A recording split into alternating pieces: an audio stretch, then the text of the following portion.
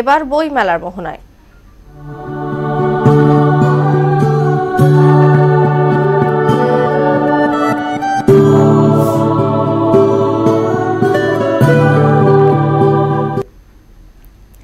বইমেলায় ২১-এর সকালটা ছিল একরকম জনশূন্য।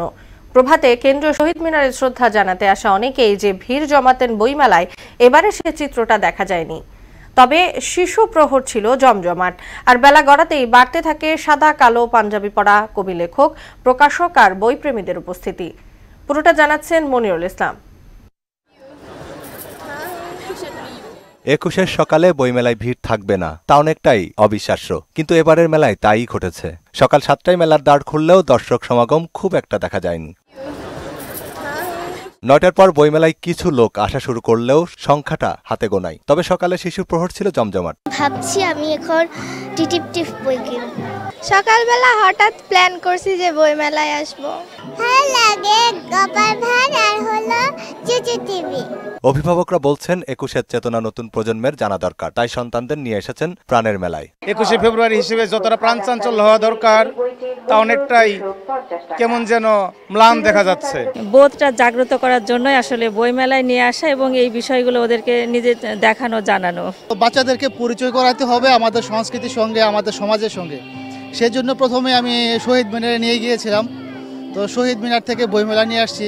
সকাল থেকে দর্শনার্থী সমাগম কম হলেও কবি, লেখকরা যথারীতি হাজির হন মেলায়। জাতীয় শহীদ মিনারে গিয়েছিলাম, এরপর ওইখান থেকে কার্জন হল ঘুরে এই বইমেলাতে আসছি যে বইমেলাকে কেন্দ্র করে কোনো প্রোগ্রাম হচ্ছে কিনা। ভাষা আন্দোলনের সম্বন্ধে যেগুলো গত বছর প্রায় ছিল না, বাট এবার অনেকগুলো বই অ্যাড হয়েছে। বইমেলার মাধ্যমে ভাষার দিবসের যে প্রেক্ষাপটটা সেটা জানা যায়। ৪টি রান্নার বই এসেছে লেখক তানিয়া আহমেদের। বললেন অতি দরকারি হয়, প্রচুর সাড়া পাচ্ছে তার বইগুলো। আমার রান্নার বই ৪টা বের হয়েছে, তো ৪টা গত বছর বের হয়েছে ভর্তা, এর আগে আরও 3টা বের হয়েছে, একটা চাইনিজ রান্না, একটা রকমারি রান্না আর একটা নাস্তার বই। বইমেলা ২৫ একটা দ্বিতীয় কাব্যগ্রন্থ পাথরে ফোটাবো ফুল, এটি পাওয়া যাচ্ছে ৯৪৬ নং স্টলে সোনামণি প্রকাশনী থেকে।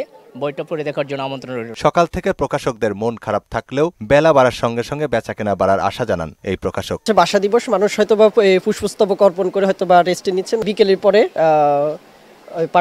পাঠকদের সমাগম অবশ্যই দেখতে পাবো। সব মিলে অমর ২১-এর দিনে ক্রেতা দর্শকে ভরে উঠবে বইমেলা, এমনটাই প্রত্যাশা সংশ্লিষ্টদের।